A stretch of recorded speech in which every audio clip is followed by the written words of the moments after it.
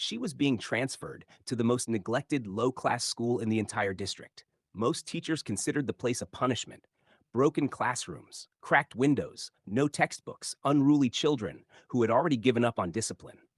But Clara had no choice. She needed the job. So she packed her few belongings and went. On her first day, the school felt hopeless. Children moved everywhere, shouting, arguing, fighting, acting as if no rules existed. Then she met Sophia. Wild, stubborn, impossible. But Sophia wasn't just misbehaving. She was unhappy. She hid her sadness behind sharp words and cold eyes. Sophia pushed back at every instruction, every correction, every act of kindness. What Clara didn't know was that this girl was no ordinary student. She was the only daughter of Ben Hart, a wealthy businessman known across the country. Ben, exhausted and frustrated by Sophia's reckless behavior, had sent her to that struggling school as a lesson. He believed hardship would humble her. But instead of growing, Sophia became even more bitter. Until Clara.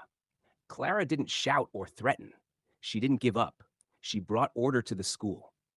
With her skills and knowledge, she introduced reforms that strengthened academics, improved discipline, and built a culture of character and growth. She corrected Sophia with firmness, but also with warmth. For every mistake, she offered guidance. For every outburst, she answered with patience, not punishment. Clara soon realized Sophia's misbehavior came from feeling neglected at home, parents always busy, love always distant. So she helped Sophia understand something she had never believed before. She was loved, and a better attitude could make her world easier. For the first time in her life, someone truly saw Sophia. Slowly, she began to change. Her grades rose, her anger softened. She smiled more, and for once, she looked at a teacher, not as an enemy, but as a guardian. Her mother noticed immediately. Sophia was happier, more responsible, eager to attend school, something she had never felt before.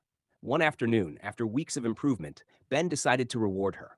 He personally drove to pick Sophia up from school. When his sleek black car rolled into the dusty compound, everyone stared. A wealthy man? Visiting this place? Sophia ran to him, smiling. She begged him to pick her up every day. Ben was shocked. She wasn't asking to leave. She wanted to stay. She admitted she liked the school. She loved her teacher, and she had finally made friends. Ben, moved by her sincerity, made a decision. He would renovate the school.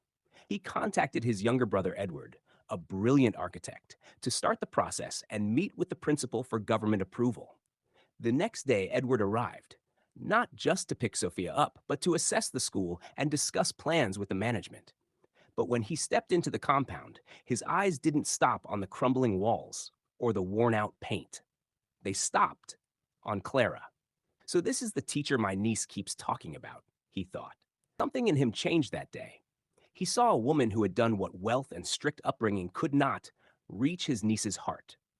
From that moment, Edward began visiting more often, sometimes to pick Sophia, sometimes to discuss the renovation, sometimes simply to talk to Clara. Clara had been sent to that school as punishment, but she turned it into her mission. She raised academic performance, restored order, rebuilt discipline, and in the end, attracted a parent who renovated the entire school. Soon, she learned that karma had its own timing.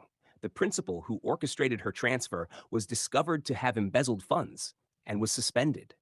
And when the renovation project was officially approved, thanks to Clara's influence on Sophia and the Harts, the district leaders rewarded Clara. She was reinstated to her former school as the new principal. Sophia became her goddaughter. She and Sophia's mother grew close, and in time, Clara and Edward's friendship blossomed. Their marriage took place in a beautiful garden, surrounded by family, friends, and the children whose lives they had touched. The same school everyone once avoided became the place where 3 lives and an entire community changed for the better. Sometimes, the smallest acts of patience and kindness can reshape destinies and leave a legacy that lasts far beyond a single classroom.